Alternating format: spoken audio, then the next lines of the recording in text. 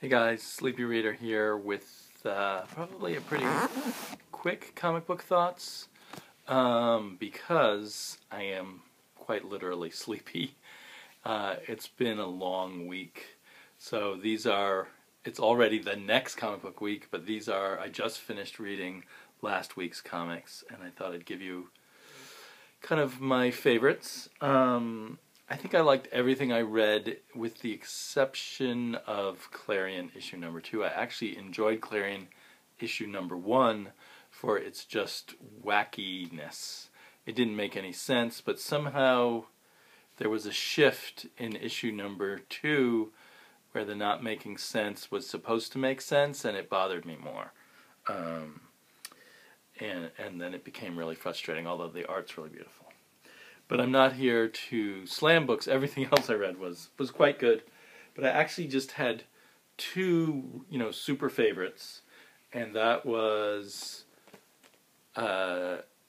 DC's Future's End number 28, which includes the clash of Batman Beyond and Batman 5 years in the future. And just every plot thread that they dealt with in here, they didn't deal with all of them, progressed very satisfyingly. I just love the progression of this story. It's kind of shocking that a book like this is so frequently in my top 3, top 4, in this case top 2 books. I'm even warming up a lot to the 50 Sue story. It's just getting more and more interesting. Really liking the Firestorm subplot thread that's going on with the mad scientist and the girlfriend of several different characters, and all these intersections are getting very interesting.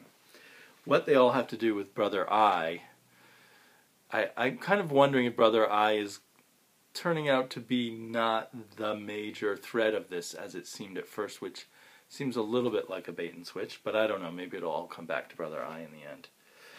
And then I loved The Life After. This is this only issue? It's issue 5, actually.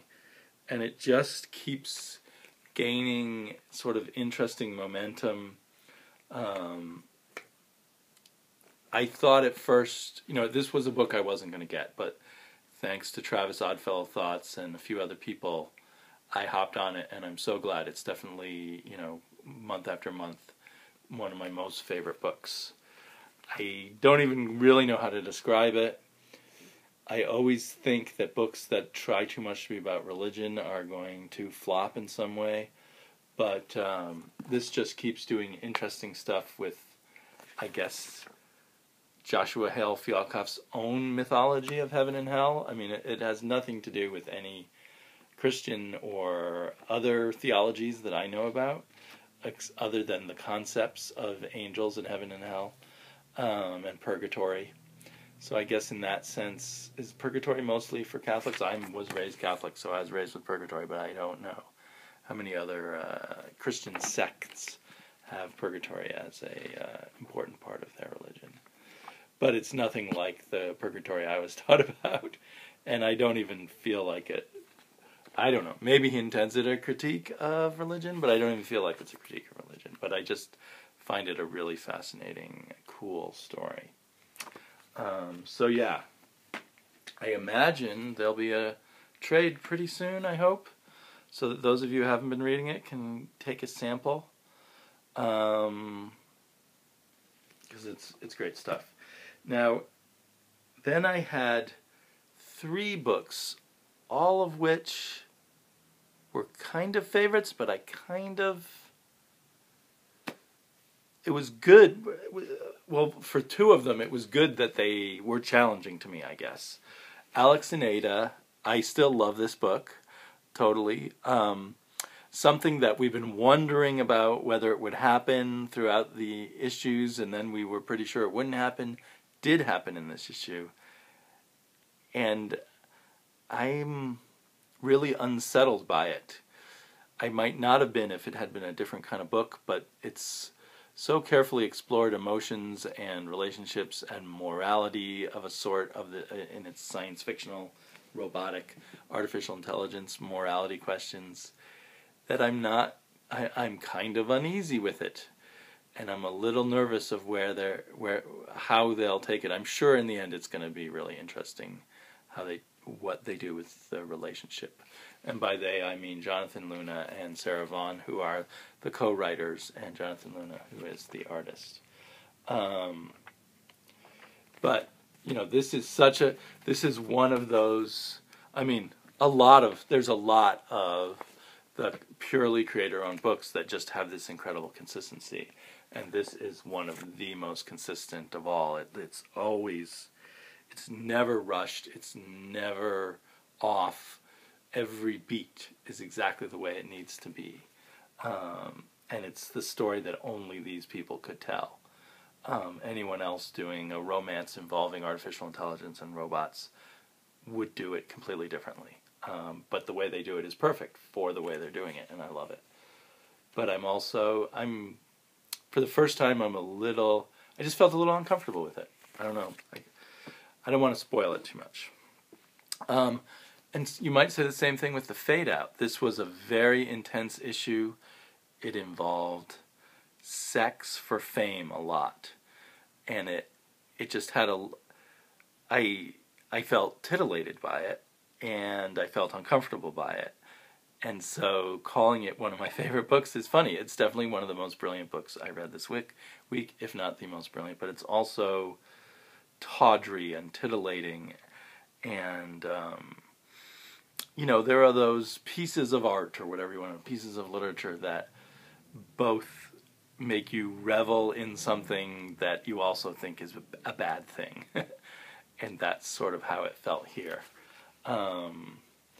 Again, just this is a marvelous package, a beautiful comic book, 24 pages of actual story, plus all kinds of nice stuff that isn't part of the story surrounding it. No ads, except at the very back for more books by these authors. I haven't actually read any or very little of the text material that comes in the backs of these, that I guess won't be in the trades. It's funny because when you're in the trade kind of mood, you finish the whole story and then you are more interested in reading the text. Part of it is I just don't have enough free time. I'm rushing to there's too many good comics, I'm getting too many. I do hope to sort of sit back and figure out what the text the text materials in these is. But, when you're looking for value in a comic book, the Fade Out it hits on all cylinders. So, but it tore me in different directions, this plot. And also, it's about a real place, not about technically real people, but people who are stand-ins for real people to a degree. So is it a critique and a bit of a document of real Hollywood debauchery? It's very depressing in that sense. Anyway, even the back cover. The back cover is a movie card. They used to have movie cards in lobbies of theaters, I believe, or maybe they gave them out to people. I'm not sure. This one is starring Tyler Graves. I don't even know if we've been introduced to Tyler Graves yet, but I assume he's coming up. Anyway, yeah. Very adult material, by the way. I wouldn't read this in front of a child. And then here was a mixed bag of a different sort, The Resurrectionists. I even chatted with Matt Wednesday Serial about this, because I had read a little bit of the way through and just put it down. And I was saying how I just don't usually end up getting into Fred Van Lente comics, but I picked it back up, I read the rest of the issue, and I'm really interested in this plot and these characters now. It involves a lot of stuff about reincarnation, and it has a connection between this Egyptian couple and a criminal in our future, and at the end of this issue he meets a woman who is apparently the reincarnation of the woman he loved, his wife, when he was an Egyptian architect. And that could be quite cheesy and the stuff of bad romance novels, but the way it's done here, it's really good. And I think maybe my problem with Fred Van Lente is he's more of an idea writer, maybe, or a plot over character, and I don't know. I just haven't usually gotten into his comics, but I might here. So the two reservations. One, it took me a while to get interested, and so hopefully as he's revving up his engine in the next couple of issues, it'll get more interesting. The other thing is the art did not feel at the level it should be. Again, maybe spoiled by so many $2.99 and $3.50 image books with just top level art. This is kind of medium to medium low level comic book art, I felt. Often, starting right off at the beginning with this woman in a fight scene whose proportions are just insane. Her legs are like twice as long as the rest of her body, for instance. The coloring's pretty good, but I just found the penciling and inking unappealing. Well, the inks are by the colorist. So, I like your coloring, but I'm not that crazy about your inking. But I suppose the main problem is with the penciling. It told the story well enough, but it just didn't. I think the right artist can really elevate a story, and this artist just kind of got us through the story.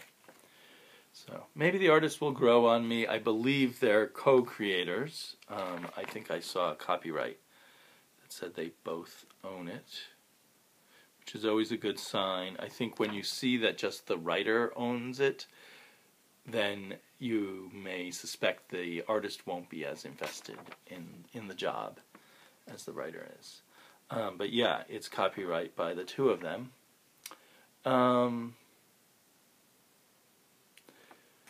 So anyway, but I think, so it's $3.50 also, and I think that's often, not always, because there's some, especially in the Mignola verse, there's some fantastic art in Dark Horse books. But one thing that makes them, there's probably a couple things, but one thing that makes them lag behind Image with their original books is art that, does not present as unique an artistic voice or as strong of a commitment to the comic book, you might say. But I'll be getting more issues of the Resurrectionists. Definitely very cool. By the end, I really wanted more. I did get Drifter. It was pretty. It didn't. The story, maybe again because there's just so many good books, the story didn't overwhelm me.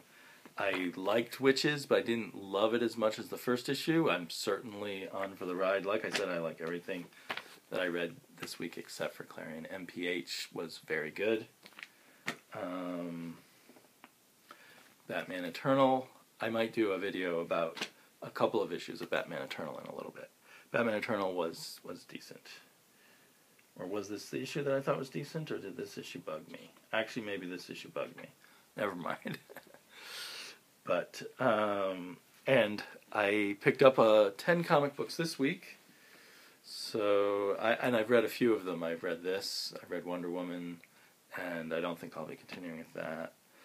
I got Future's End, and I got Batman and Robin, which I've already read and was kind of awesome in its own way. Batman Eternal. I have added BPRD to my pull list, although I still have to read last month's issue, or finish reading last month's issue. I'm pretty psyched for Morrison and Quietly's their one issue of Multiversity called Pax Americana, which I believe is in the Charlton universe, so that's really cool. I somehow found the art and color in this interesting, so I decided to give this issue a try. Synergy, which is written and drawn by Michael Avon Oeming, and involving supernatural stuff, I guess. I'm pretty psyched for the next issue of Terminal Hero, because I really liked the last one. And I have added a 0 to my pull list, and I'm pretty psyched for this, because I liked the last issue so much, although it's the only issue I've ever read. Well, plus I read issue number 1. And I'm very psyched for Annihilator. I'm not sure which to make. I might make Annihilator my last book to read. I like to save one that I think is going to be one of my favorites for the end, and then kind of interweave things depending on my mood. You know, whether I want something dense or something fun and light and quick to read, depending. Yeah, I'll either read one or the other of the Grant Morrison books I'll read last. I think if I had to pick one book that I'm most excited to read, though, it's Annihilator. I really loved issue 2. Annihilator, I don't feel comfortable saying that word for some reason. Yeah, so I've been, over the past month or two, slowly picking up some interesting hauls, and I haven't been doing haul videos, and I actually want to. Even though I know a few of my friends hate haul videos, but anyway, some others of you like them. So I hope that I find more time to do some more videos. Talk to you later. Bye-bye.